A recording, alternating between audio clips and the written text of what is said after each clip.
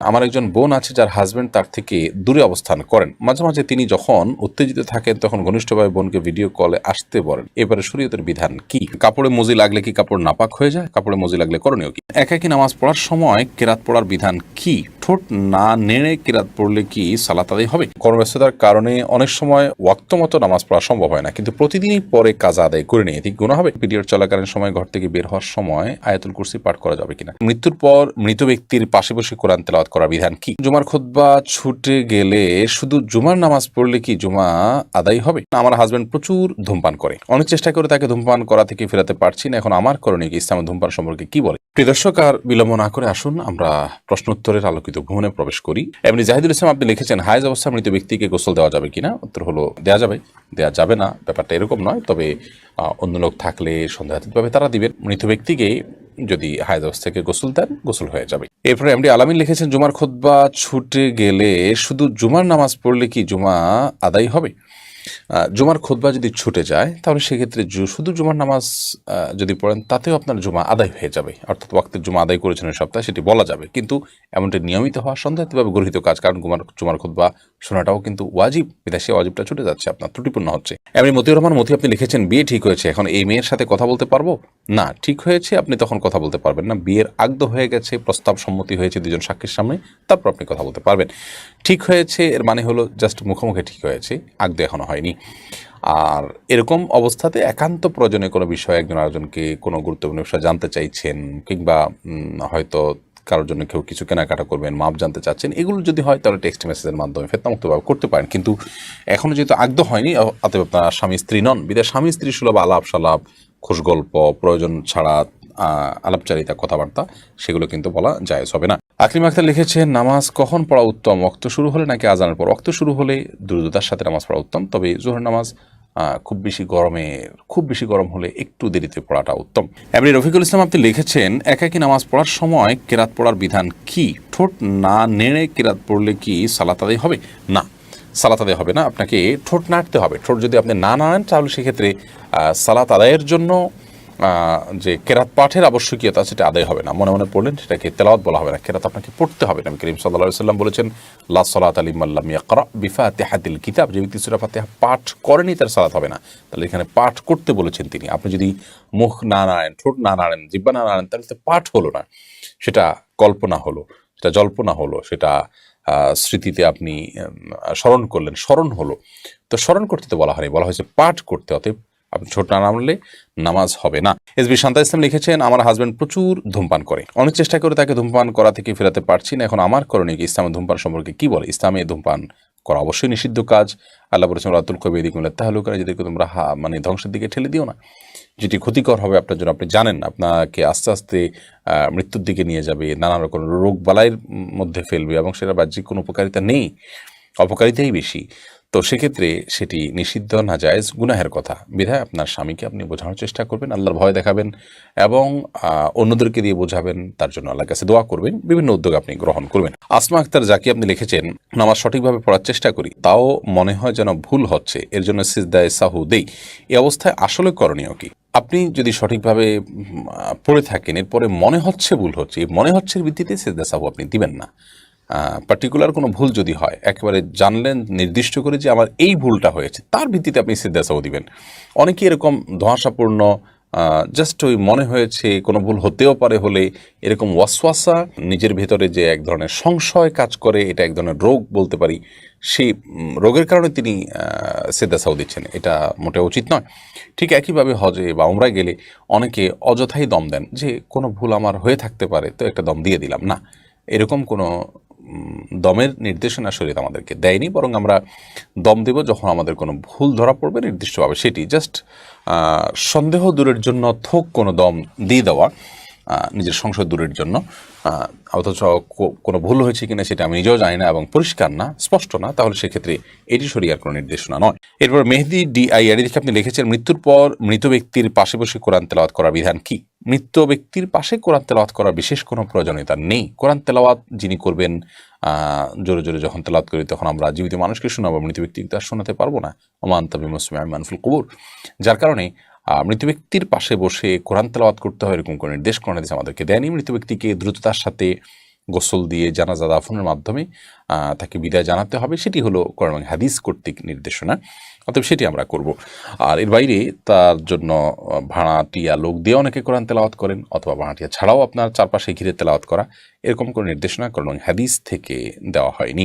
M Salma লিখেছেন, period চলাকালীন সময় ঘর থেকে বের হওয়ার সময় আয়াতুল কুরসি পাঠ করা যাবে কিনা।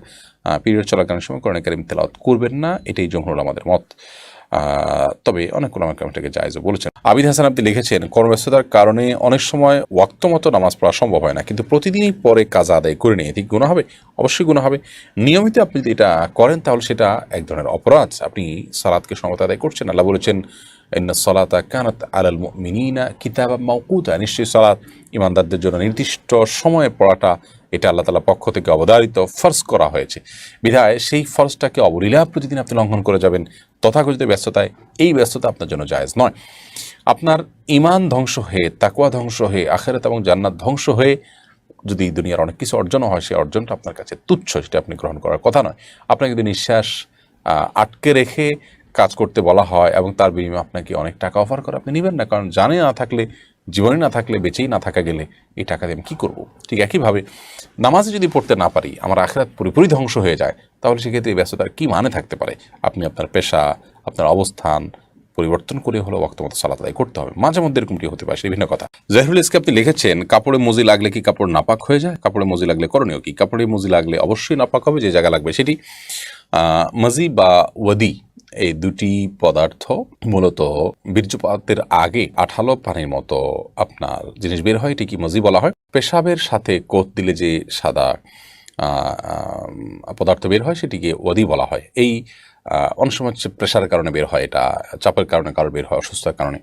তো মজি বা ওদি এগুলো নাপাক, এগুলো যদি লাগে তাহলে শরীর বা কাপড় যে জায়গা লাগবে ওই জায়গাটা ধুইতে হবে, পরিষ্কার করতে হবে। আদিবা আমিন দিবা আপনি লিখেছেন, আমার একজন বোন আছে যার হাজব্যান্ড তার থেকে দূরে অবস্থান করেন। মাঝে মাঝে তিনি যখন উত্তেজিত থাকেন তখন ঘনিষ্ঠভাবে বোনকে ভিডিও কলে আসতে বলেন, এবারে শরীয়তের বিধান কি?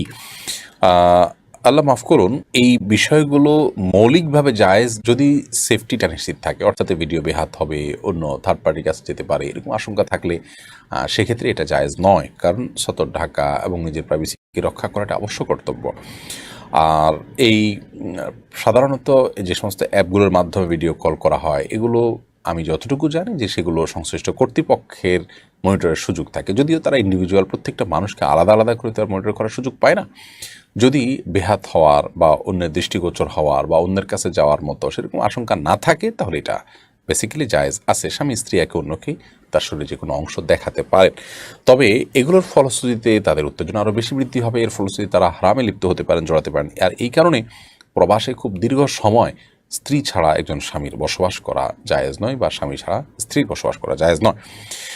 এই জন্যই তো প্রবাসে যথাসম্ভব এইভাবে দীর্ঘকাল অবস্থান করার যে একটা টেন্ডেন্সি বা একটা প্রবণতা আমাদের অনেকের মধ্যে আছে, সেখান থেকে আমাদের বেরিয়ে আসা উচিত। আমার হাজব্যান্ড চায় আমি ছোট কালো টিপ দেই কপালে, শুধু হাজব্যান্ডের সামনে কি টিপ ব্যবহার করা যাবে? মানত করা নামাজ কি সব একসাথে পড়তে হবে নাকি সময় পেলে একটু একটু করে পড়তে হবে? আমার ছেলের বয়স প্রায় 2 মাস, ছেলের পেশাব গায়ে কাপড়ে লাগে, এই অবস্থায় নামাজ কিভাবে পড়বো? ফরজ গোসল করার পর কাপড় ধোয়ার সময় শরীরের কাপড়ের পানি পড়লে কি আবার গোসল করতে হবে? আমার ব্যাংক অ্যাকাউন্ট থেকে কিছু সুদ জমা হয়, যেহেতু সুদ হারাম সেহেতু আমি সুদগুলো কোথায় দিতে পারি? কাজা নামাজ আদায় করার জন্য কি একামত দেওয়া লাগে? হাত কেটে গেলে হাতের কাটা অংশ না ভিজিয়ে উজু করা যাবে কিনা? প্রতিদিন চুল না ভিজিয়ে গোসল করলে কি উজু গোসল শুদ্ধ হবে? আমার ঠান্ডা জনিত সমস্যা আছে। গুল ব্যবহার করার বিধান দয়া করে জানাবেন। দাফন সম্পন্ন করার পর 3 দিন পর্যন্ত কবরে পানি দেওয়া যাবে কিনা? নামাজের সম্পূর্ণ মনোযোগী হবার উপায় জানাবেন। চলুন তাহলে আমরা প্রশ্ন উত্তরের আলোকিত ভবনে প্রবেশ করি। সাইফান শেখ আপনি লিখেছেন, মানত করা নামাজ কি সব একসাথে পড়তে হবে নাকি সময় পেলে একটু একটু করে পড়তে হবে? এখন মানত আপনি কি ধরনের করেছেন?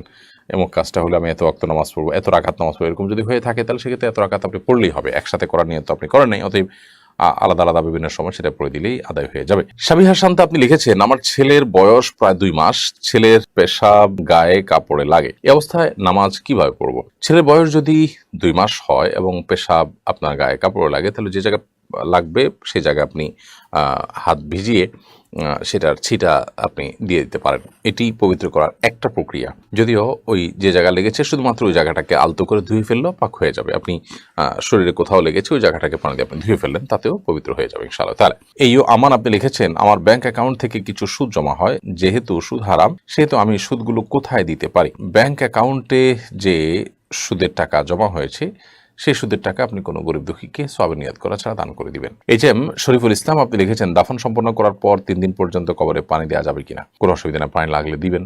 কবরের উপরে ঘাস আছে, অন্য কিছু আছে, এগুলো পানি লাগলে দিবেন, অথবা মাটি আছে, শুকনো মাটি, সেগুলো যাতে কামড়ে থাকে সেজন্য আপনি পানি দিতে পারেন, কোনো অসুবিধা নেই।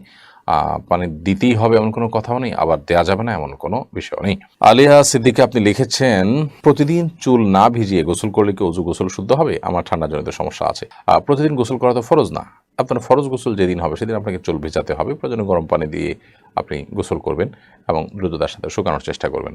আর যদি নর্মাল গোসল হয়, সাধারণ প্রতিদিনের যে গোসল সেটা যদি হয়, বা শুক্রবারের সুন্নত গোসল হয়, তাহলে সেক্ষেত্রে আপনার চুল ভেজাতে অসুবিধা হলে আপনি চুল না ভিজালেন, গোসল করে ফেলেন, গোসল তো হবেই, কোনো সমস্যা নেই।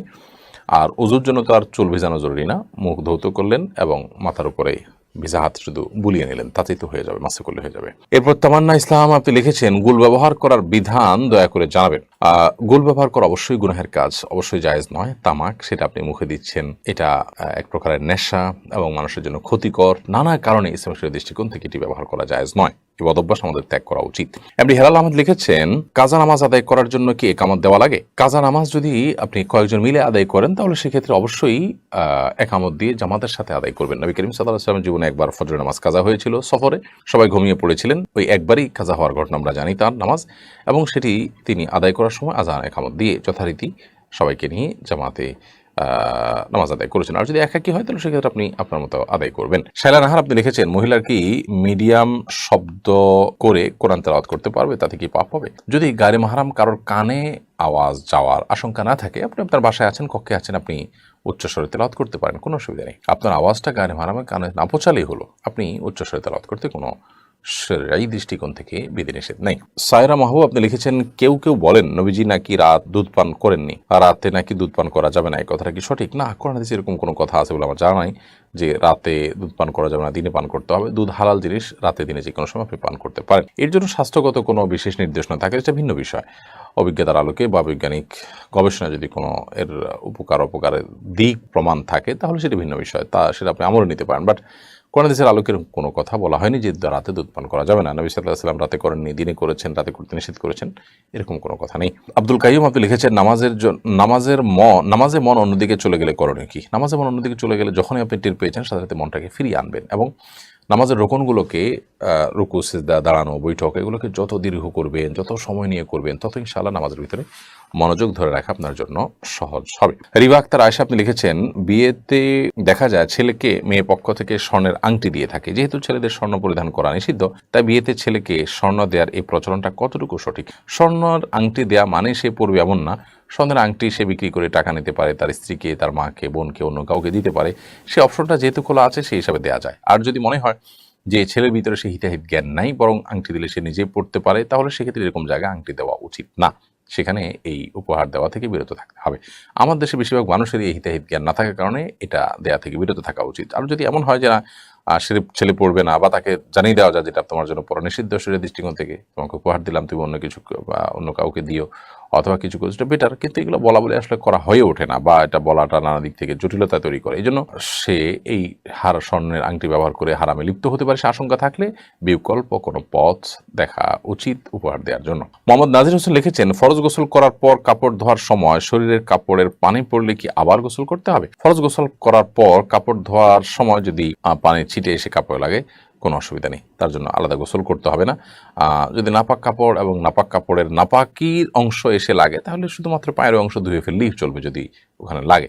আর এমনিতে আপনার যে পানিটা লাগছে ছিটা এসে, সেই পানিটা কোনো নাপাক লেগে আছে এমন দেখা যাচ্ছে না, তাহলে সেক্ষেত্রে ওই পানি লাগার কারণে আপনার ওই জায়গা নাপাক হবে না। মোহাম্মদ রুবেল আপনি লিখেছেন, অসুস্থতা থেকে সুস্থতার জন্য কি আমল করবো? অসুস্থতা থেকে সুস্থতার জন্য আল্লাহ তাআলার কাছে দোয়া করতে থাকবেন, যত রকম দোয়া আছে দুরূদ পড়বেন, আল্লাহর প্রশংসা করবেন এবং স্বাভাবিকভাবে আল্লাহ তাআলার কাছে দোয়া করতে থাকবেন ইনশাআল্লাহ বিদিনিল্লাহ। এই দোয়াগুলো নিজের ভাষায় আপনি বলতে পারেন, মনে মনে আল্লাহ তাআলার কাছে নিবেদন করতে পারেন।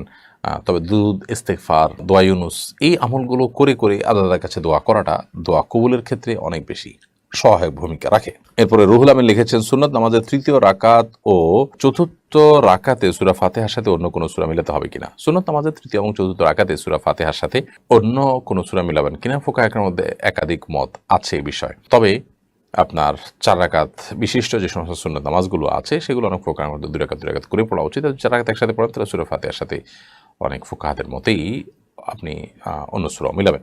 ইসরার ফারহান পৃথুল এআরডি থেকে আপনি লিখেছেন, ইশরাকের নামাজ সম্পর্কে কিছু বলুন। সূর্য ওঠার 20-25 মিনিট পর যে নামাজ পড়া হয় এটাকে ইশরাকের নামাজ বলা হয়, এবং এই নামাজ যদি কেউ পড়েন, বিশেষ করে ফজরের পর আপন জায়গায় বসে জিকির আজকার করতে করতে অপেক্ষা করে তারপরে নামাজ যদি পড়েন, তাহলে সেক্ষেত্রে এর মাধ্যমে আল্লাহ রাব্বুল আলামিন একটি কবুল ওমরার সওয়াব দান করবেন। অনেক ফজিলতপূর্ণ একটি বিষয়। শুভ আহমেদ অবাক এআরডি থেকে আপনি লিখেছেন, নামাজের সম্পূর্ণ মনোযোগী হওয়ার উপায় জানাবেন, উপকৃত হব। নামাজে পরিপূর্ণভাবে মনোযোগের জন্য প্রথমত নামাজের যথেষ্ট আগে থেকে অন্য সব বিষয় থেকে আপনি ফারিগ হয়ে নামাজের জন্য ফ্রি হয়ে যান। সকল ব্যস্ততা থেকে ফ্রি হয়ে মসজিদে আগেভাগে চলে আসেন, একটু বসেন, অপেক্ষা করেন নামাজের জন্য। এবং দ্বিতীয়ত হলো নামাজের যে দোয়া সূরা কেরাতগুলো পড়ছেন সেগুলোর অর্থটা একটু বোঝার চেষ্টা করুন এবং সেগুলো মনে মনে চিন্তা করার চেষ্টা করুন। তৃতীয়ত নামাজের যে রোকনগুলো আছে সেই রোকনগুলোকে যতটুকু সম্ভব একটু লম্বা সময় নিয়ে ধীরে ধীরে ধীরে ধীরে করার চেষ্টা করুন, তাহলে ইনশাআল্লাহ নামাজের ভিতরে মনোযোগ আসবে, আল্লাহ চাইন তো। মোহাম্মদ নাজিমুদ্দিন লিখেছেন, হাত কেটে গেলে হাতের কাটা অংশ না ভিজিয়ে উজু করা যাবে কিনা? হাতের কোথাও কেটে গেছে, পায়ের কোথাও কেটে গেছে, তাহলে যে জায়গা কেটে গেছে ওই জায়গাটা আপনি ব্যান্ডেজ দিয়ে রেখেছেন, তাহলে অন্য অন্য জায়গা ধোবেন, জাস্ট ব্যান্ডেজের উপর দিয়ে ভেজা হাত মুছে নেবেন, তাতে হয়ে যাবে। আর যদি ব্যান্ডেজ দেওয়া না থাকে, খোলা থাকে, তাহলে সেক্ষেত্রে ওখানে পানি লাগলে যেহেতু অসুবিধা হবে, অতএব তার বাইরের অন্যান্য সব জায়গাগুলো ধোবেন, জাস্ট ওই জায়গাটায় আলতাভাবে আপনি রাখবেন এবং সম্ভব হলে তার উপর দিয়ে ভেজা হাত বুলিয়ে নেবেন। জাস্ট এতটুকু ভিজা হাতকে ঝেড়ে তারপর একটু বুলিয়ে নেবেন, ইনশাআল্লাহ একটু যথেষ্ট হবে। আবার আপনার জন্য কষ্ট হয় এইভাবে একদম লাগায় লাগায় আপনাকে ডলতে হবে এমনটা জরুরি না। আমার হাজব্যান্ড চায় আমি ছোট কালো টিপ দেই কপালে, শুধু হাজব্যান্ডের সামনে কি টিপ ব্যবহার করা যাবে? আপনি হাজব্যান্ডের সামনে সৌন্দর্যের জন্য অবশ্যই টিপ ব্যবহার করতে পারেন, তিনি যদি ছোট কালো টিপ দিতে পারেন কোনো অসুবিধা নেই, এটা দিতে পারেন।